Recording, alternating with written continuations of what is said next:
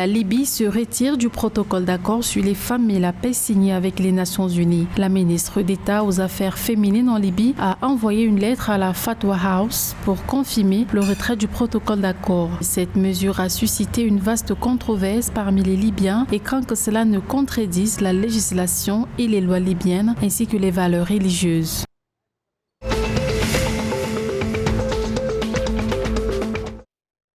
La 27e session de la conférence des partis aura lieu en Égypte. Le ministre des Affaires étrangères a discuté le 24 avril avec le conseiller spécial et le secrétaire général adjoint des Nations Unies pour l'action climatique. Au menu des discussions, les efforts consentis par l'Égypte pour accueillir la COP27.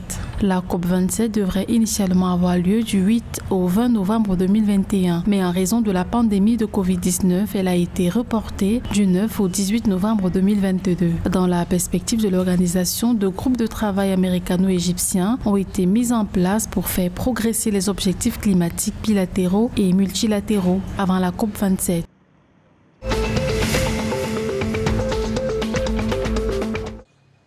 Lors du conseil avec les ministres, le président tunisien annonce qu'il s'est accordé avec la chef du gouvernement, Naïja Bouden, sur l'existence de lignes rouges dans leurs discussions avec le FMI. Au cours de ce conseil, le président a relevé la nécessité de soutenir les personnes vulnérables qui ne devraient pas être fragilisées. Il s'est également engagé avec fermeté contre les spéculateurs à travers la saisine des marchandises, mais également à travers des peines privatives de liberté.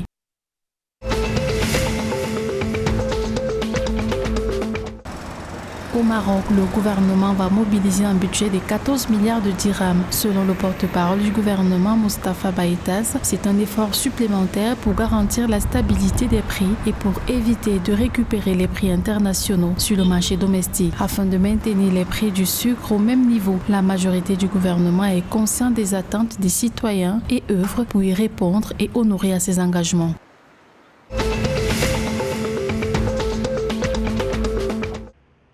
En Algérie, le prix du pétrole Brent a augmenté de 103,75 $. Cette hausse de plus de 7% est due à l'opération militaire déclenchée le 24 février par la Russie contre l'Ukraine. Selon les experts, c'est le plus haut niveau qu'atteint l'or noir depuis 2014. Les analystes prévoient des prix encore plus élevés dans les prochains jours et les semaines à venir à cause de ce conflit qui engage l'un des principaux producteurs et exportateurs de pétrole et de gaz dans le monde.